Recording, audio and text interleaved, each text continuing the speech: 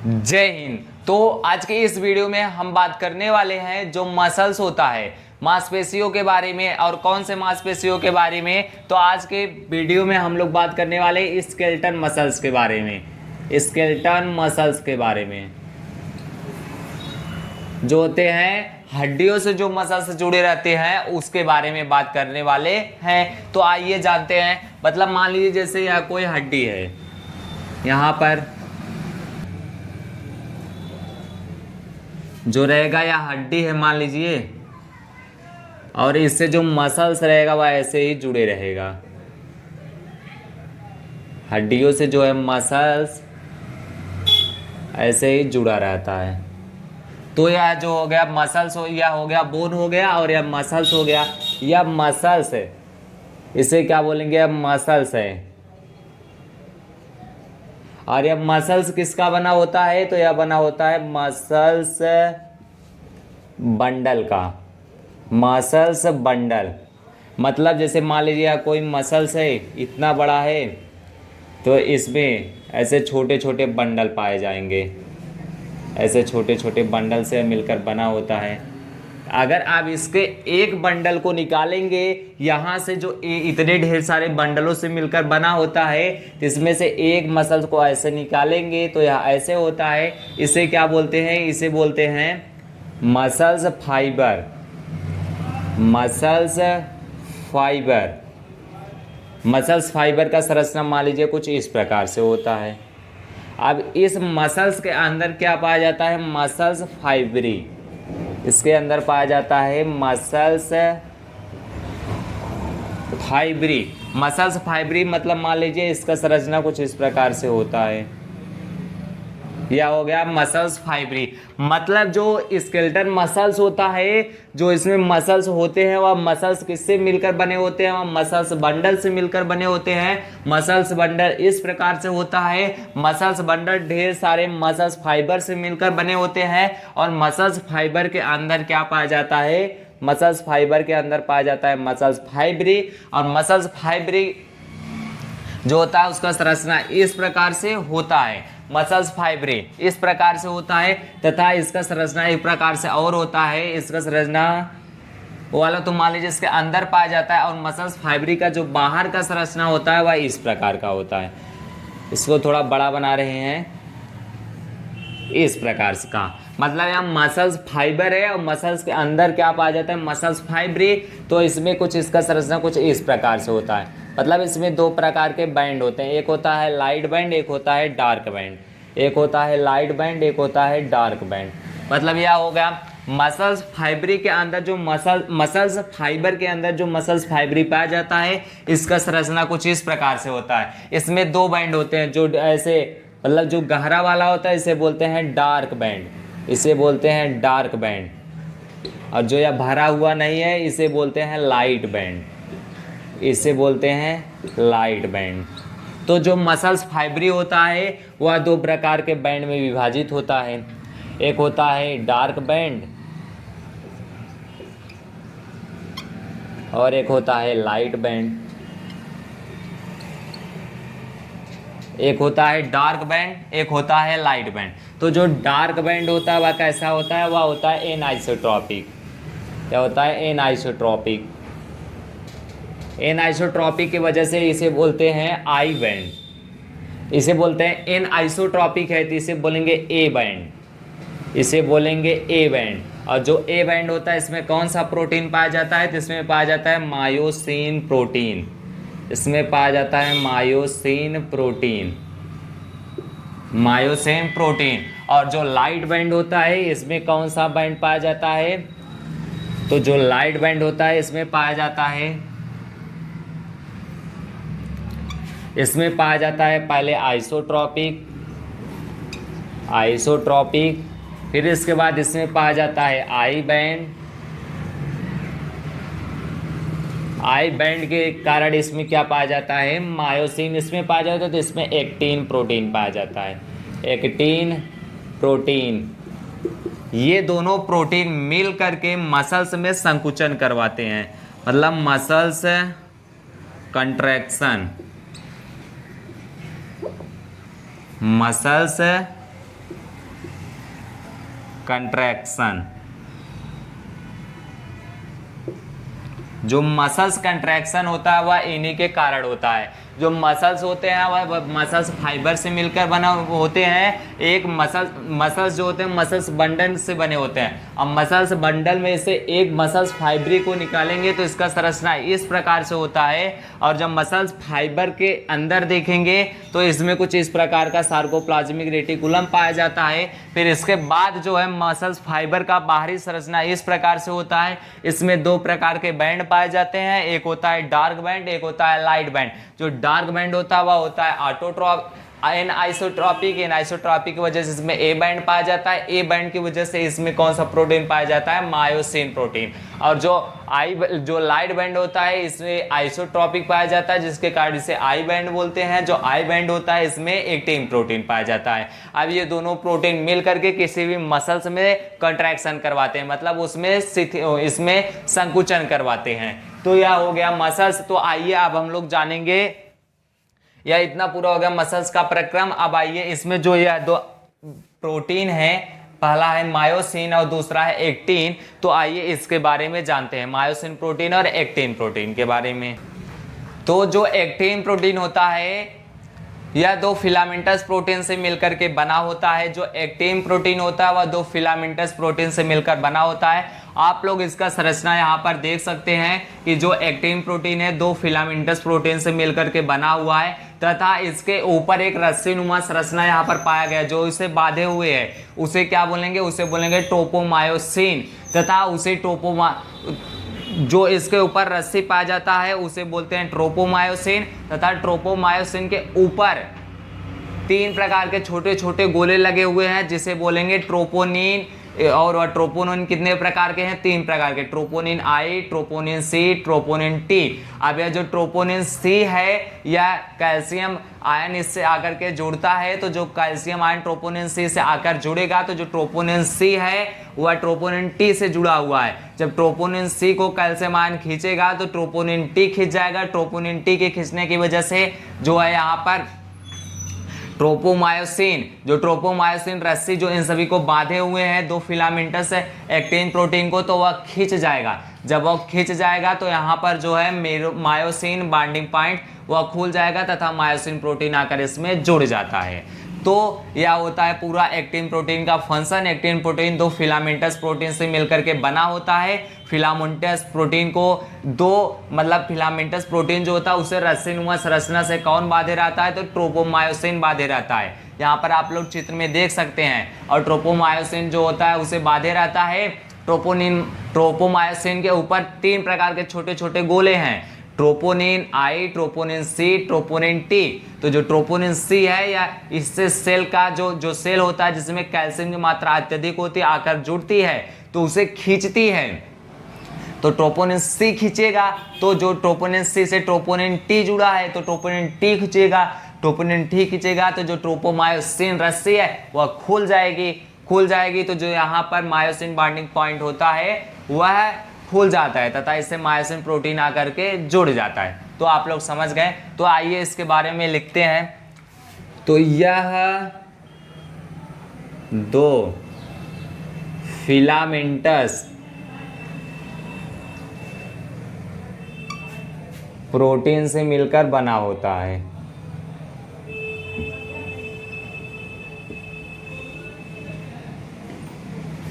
Protein से मिलकर बना होता है।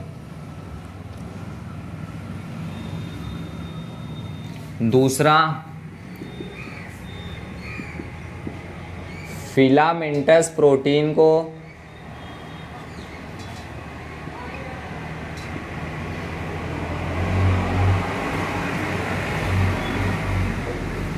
ट्रोपोमायोसिन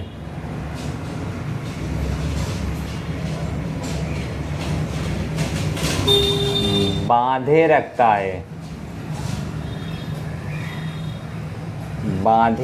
है। तीसरा, ट्रोपोमायोसिन के ऊपर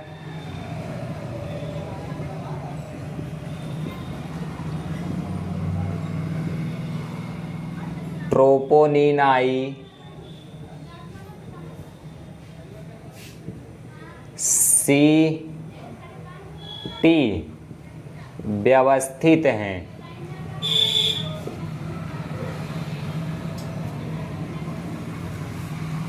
चौथा, ट्रोपोनिन सी से कैल्शियम आकर जुड़ता है, कैल्शियम आकर जुड़ता है तथा सी को खींचता है।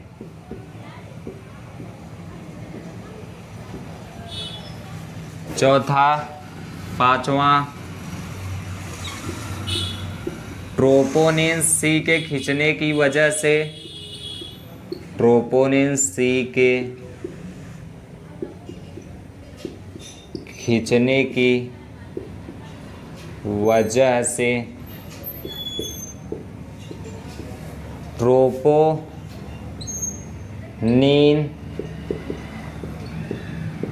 टी खींच जाता है। क्यों खींच जाता है? क्योंकि यह जो ट्रोपोनिन सी है वह ट्रोपोनिन टी से जुड़ा रहता है। इसको मैंने आपको डायग्राम में दिखाया था। तो ट्रोपोनिन टी खींच जाता है। तो ट्रोपो, अब छठवां हो जाएगा, ट्रोपोनिन टी के खींचने की वजह से ट्रोपोमायोसिन खींच जाता है।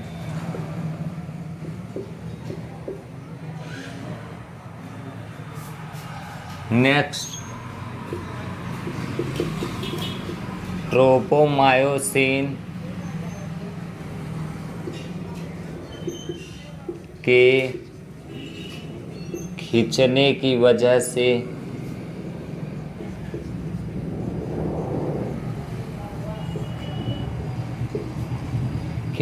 वजह से मायोसिन, ट्रोपोमायोसिन होगा, नहीं केवल मायोसिन, बॉन्डिंग पॉइंट खुल जाता है।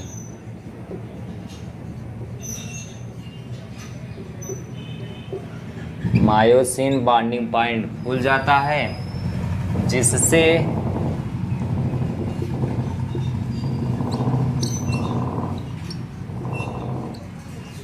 मायोसिन आकर जुड़ जाता है।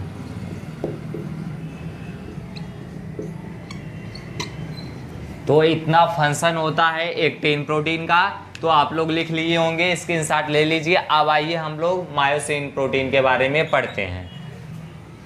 तो जो मायोसिन प्रोटीन होता है, दूसरा वाला कौन सा प्रोटीन है? Myosin protein. तो यह कैसा प्रोटीन है? तो जो मायोसिन प्रोटीन है, इसका संरचना कुछ इस प्रकार से गुब्बारे नुमा होता है। मतलब मान लीजिए ऐसे, इसको इतना नहीं, थोड़ा सा केवल यहाँ पर झुकाएंगे, ऐसे है।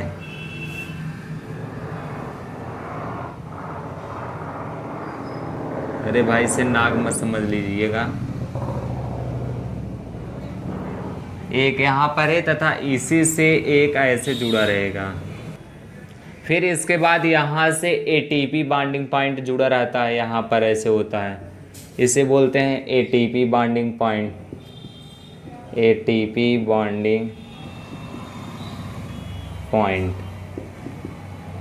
बॉन्डिंग पॉइंट यह हो गया। तो अब यह जो मायोसिन प्रोटीन होता है, यह 3 पार्ट में विभाजित होता है। जो इतना यहाँ से लेकर के यहाँ तक का है, इसे बोलते हैं हेड। और यहाँ से लेकर के यहाँ तक जो है, मतलब यहाँ तक और यह यहाँ तक है, इसे क्या बोलेंगे? इसे बोलेंगे शार्ट आर्म, छोटी भुजा, शार्ट आर्म। फिर यहाँ से लेकर के जो यहाँ तक है पूरा, जो यहाँ तक है, यहाँ से लेकर के यहाँ तक, इसे बोलेंगे टेल, मतलब पूंछ। तो यह होता है, इससे 3 पार्ट में विभाजित होता है मायोसिन प्रोटीन। ऊपर वाला हेड, इसके नीचे शॉर्ट आर्म, इसके नीचे टेल। जो हेड और शॉर्ट आर्म होते हैं, जो हेड और शॉर्ट आर्म होते हैं, यह क्या मिलकर बनाते हैं? तो जो हेड और शॉर्ट आर्म होते हैं इसे बोलते हैं हैवी मेरोमायोसिन। इसे बोलते हैं हैवी मेरोमायोसिन, मतलब HMM। इसे बोलते हैं हैवी मेरोमायोसिन, मतलब HMM। और जो टेल होता है इसे बोलते हैं लाइट मेरोमायोसिन, लाइट मेरोमायोसिन, लाइट मेरोमायोसिन जिसे बोलते हैं LMM। बस गाइज, केवल हमें जो मायोसिन प्रोटीन है उसके बारे में इतना ही पढ़ना है कि मायोसिन प्रोटीन कितने पार्ट में होता है। 3 पार्ट में, head, short arm, tell.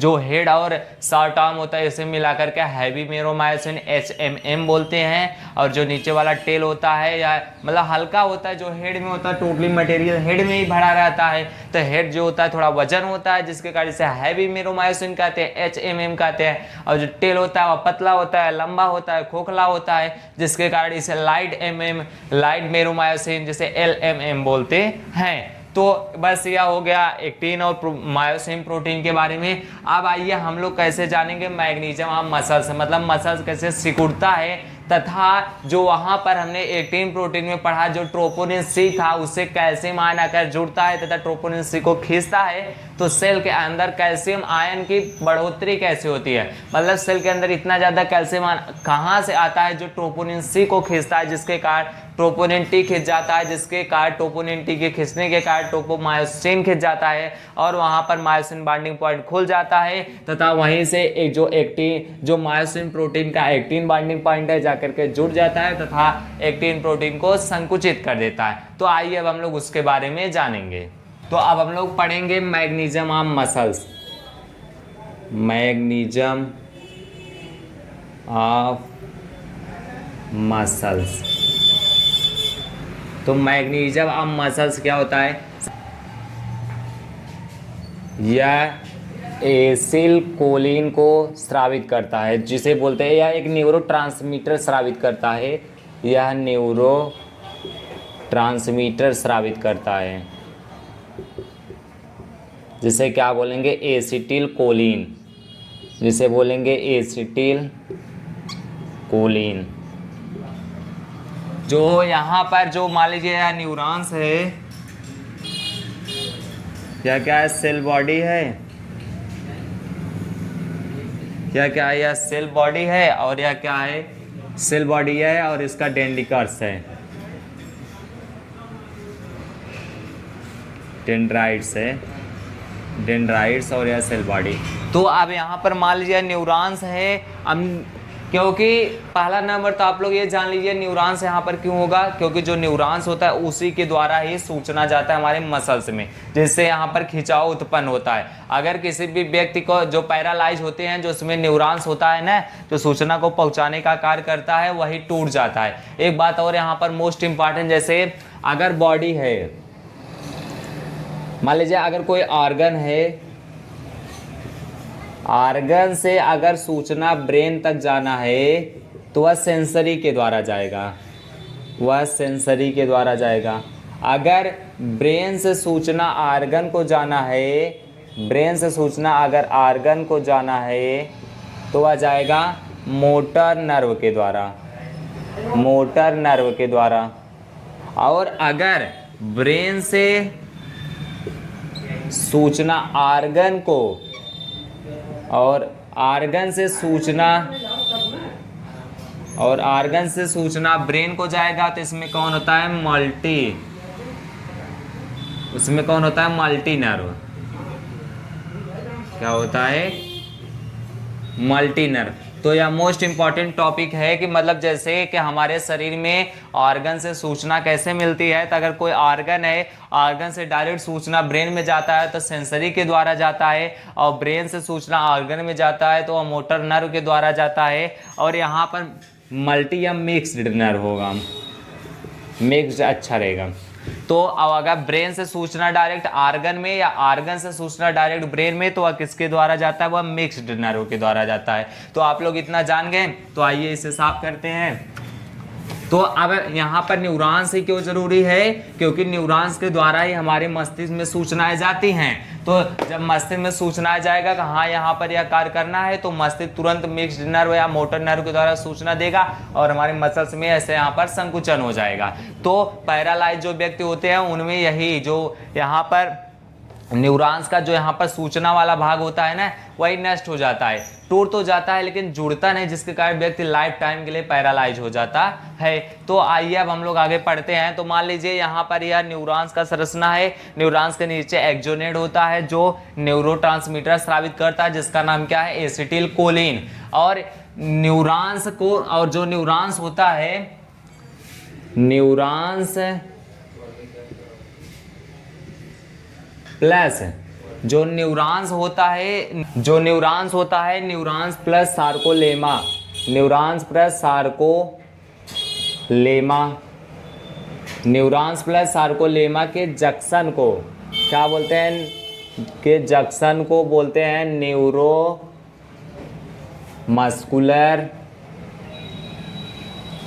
Neuromuscular junction. जो न्यूरॉन्स होते हैं और जो सार्कोलेमा होता है, इसके जंक्शन को न्यूरोमस्कुलर जंक्शन कहते हैं। और जो न्यूरोमस्कुलर, हम लोग यह पढ़ रहे हैं मतलब सेल के अंदर कैल्शियम आयन की बढ़ोतरी कैसे होती है। तो जो अब यह न्यूरोमस्कुलर जंक्शन है, यहाँ पर एक न्यूरोट्रांसमीटर स्रावित होगा, न्यूरोट्रांसमीटर स्रावित होगा, न्यूरोट्रांसमीटर जिसका क्या नाम है, एसिटिल कोलिन। अब यह एसिटिल कोलिन कहां पर जाएगा, यह जाएगा सार्कोलेमा के पास,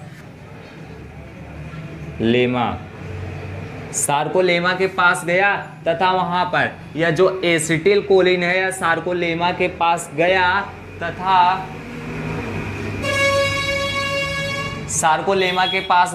वहां पर मतलब कुछ कार्य कर देता है, मतलब इसके ऊपर थोड़ा सा कुछ कार्य कर देता है, जिसे मतलब यह जो है यह थोड़ा सा इसके ऊपर एक्शन पोटेंशियल कर देता है। या एसिटिल कोलिन जो है सार्कोलेमा के पास गया और इसके ऊपर क्या कर दिया, एक्शन पोटेंशियल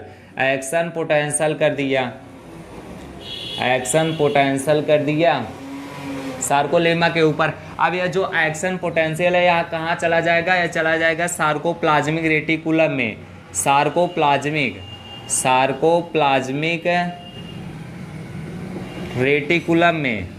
अब यह सार्कोप्लाज्मिक रेटिकुलम में चला गया तो यह जो सार्कोप्लाज्मिक रेटिकुलम क्या करे रहता है, यह स्टोर करे रहता है कैल्शियम को, अत्यधिक मात्रा में कैल्शियम आयन को एकत्रित करे रहता है। तो जब यहाँ पर यह क्या हुआ, एक्शन पोटेंशियल हुआ, इसकी वजह से यह इसे रिलीज कर देता है कैल्शियम को। अब यह कैल्शियम को रिलीज कर देगा तो कैल्शियम को जो ही रिलीज करेगा सेल के अंदर कैल्शियम की मात्रा बढ़ जाएगी। अब यह कैल्शियम की मात्रा सेल के अंदर बढ़ गई, यही तो हमें पढ़ना था। एक बार फिर से, जो न्यूरॉन्स होता है, न्यूरॉन्स व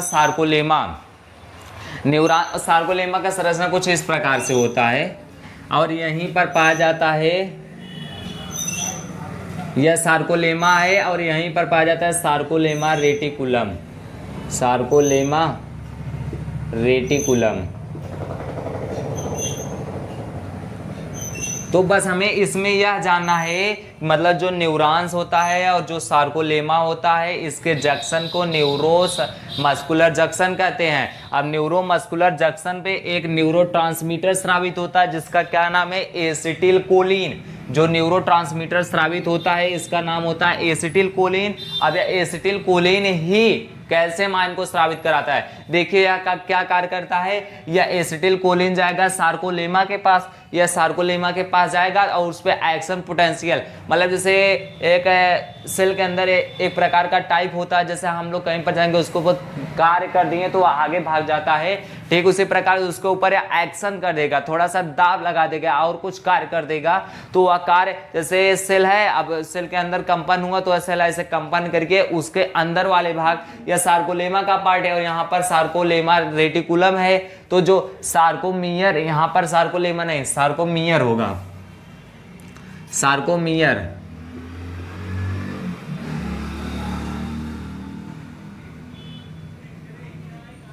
तो अब यह मतलब सार्कोमियर का संरचना इस प्रकार से है। अब यह सार्कोलेमा यहाँ इसके नीचे, अब मान लीजिए यहाँ पर अगर यह एक्शन पोटेंशियल कर दिया, अगर यहाँ पर ऐसे एक्शन पोटेंशियल कर दिया तो अब यह जो कंपन है धीरे धीरे होते हुए सार्कोलेमा रेटिकुलम के पास आएगा, और सार्कोलेमा रेटिकुलम को यह पता है अगर मेरे पास कोई भी कंपन आता है तो सबसे पहले यह कैल्शियम को ही रिलीज कर देता है। तो यह क्या कार्य करेगा, जब सार्कोलेमा के ऊपर पोटेंशियल, यहाँ सार्कोलेमा ही रहेगा, अब सार्कोलेमा के ऊपर जब एक्शन पोटेंशियल मिला तो यहाँ पर यह सार्कोप्लाज्मिक रेटिकुलम में चला जाएगा। सार्कोलेमा यह है, इसके ऊपर एक्शन पोटेंशियल हुआ तो यहाँ सार्कोलेमा रेटिकुलम में चला गया, और सार्कोलेमा रेटिकुलम को पता है कि अगर मुझे जरा सा भी किसी प्रकार का कोई कंपन या एक्शन पोटेंशियल मिलता है तो मेरा काम क्या है कि कैल्शियम को स्रावित कर देना। तो यह तुरंत ही जो कैल्शियम को स्टोर करे रहेगा उसे स्रावित कर देगा। जो ही कैल्शियम को स्रावित करेगा सेल के अंदर कैल्शियम की मात्रा बढ़ जाएगी। अब सेल के अंदर कैल्शियम की मात्रा बढ़ा तो अब याद करिए वो एक्टिन प्रोटीन वाला कि एक्टिन प्रोटीन जो होता है वह 2 फिलामेंटस प्रोटीन से मिलकर बना होता है तथा वह ट्रोपोमायोसिन से बंधा होता है। अब ट्रोपोमायोसिन के ऊपर 3 ट्रोपोनिन पाए जाते हैं जिनका नाम है troponin T, troponin I, troponin C. तो ट्रोपोनिन आई सबसे ऊपर होता है, फिर उसके नीचे ट्रोपोनिन सी होता है, मतलब यह हो गया troponin I, troponin T, troponin C और हो जाएगा ट्रोपोनिन टी, और यहीं से ऐसे होकर जाता है कौन, ट्रोपोमायोसिन, या क्या हो जाएगा ट्रोपोमायोसिन, या हो जाएगा ट्रोपोमायोसिन, और या क्या हो जाएगा ट्रोपोनिन, या हो जाएगा ट्रोपोनिन। तो अब यही जो यहाँ पर कैल्शियम की मात्रा सेल के अंदर बना, सार्कोप्लाज्मिक रेटिकुलम जो सेल को कैल्शियम को स्टोर करे रहेगा या कैल्शियम को स्रावित करेगा तो सेल के अंदर कैल्शियम की मात्रा बढ़ जाएगी। तो अब यह कैल्शियम जाएगा ट्रोपोनिन सी को खींचेगा, ट्रोपोनिन सी के खींचने का ट्रोपोनिन टी खींच जाएगा, ट्रोपोनिन टी के खींचने के कारण मेरो ट्रोपोमायोसिन खींच जाएगा। तो यहाँ पर जो ऐसे यहाँ पर ऐसे बना होता है, ऐसे 2 प्रकार से ऐसे बना होता है, कौन होता है एक्टिन प्रोटीन। तो यहाँ पर जब यह ऐसे सब कुछ साफ हो जाएगा, जब सब कुछ खींच जाएगा, खींच करके नष्ट हो जाएगा तो यहाँ पर जो एक्टिन प्रोटीन जो यहाँ पर मायोसिन बाइंडिंग पॉइंट है यह खुल जाएगा। अब मायोसिन बाइंडिंग पॉइंट जो खुला, याद करिए आप लोग मायोसिन प्रोटीन वाला, उसके ऊपर एक्टिन बाइंडिंग पॉइंट था, तो जो ही वहाँ पर एक्टिन बॉन्डिंग पॉइंट गया मायोसिन बाइंडिंग पॉइंट से ऐड हुआ तो इसमें क्या करेगा, संकुचन कर देगा, मतलब इसमें संकुचन कर देगा। संकुचित करने के पश्चात जो है मसल्स में जो है मसल्स तुरंत संकुचित हो जाएगी, जो सूचना मिला वो मसल संकुचित हो जाएगी। तो इस प्रकार से मसल में संकुचन होता है। इसमें मुख्य इंपॉर्टेंट कौन सा होता है, ट्रोपोमायोसिन होता है, एक्टिन प्रोटीन और मायोसिन प्रोटीन होता है। मायोसिन प्रोटीन जो होता है इसके ऊपर एक्टिन बाइंडिंग पॉइंट पाया जाता है, जो एक्टिन प्रोटीन होता है इसके ऊपर मायोसिन बाइंडिंग पॉइंट पाया जाता है। यह दोनों बाइंडिंग पॉइंट एक दूसरे से मिलेंगे तथा जो एक्टिन प्रोटीन होता है उसको संकुचित कर देगा। संकुचित करने के पश्चात जो होता है मसल्स का संकुचन हो जाता है। तो इस प्रकार से मसल्स में संकुचन होता है। तो आई होप वीडियो आपको समझ में आया होगा। अगर समझ में आया होगा, जो भी अगर आपके पास डाउट है तो उसे आप लोग कमेंट करिए, नहीं समझ में आया होगा तो फिर से पढ़ाया जाएगा। आप लोग कमेंट करिए, आपके कमेंट को सुना जाएगा। तो मिलते हैं नेक्स्ट वीडियो में, तब तक के लिए जय हिंद, जय भारत।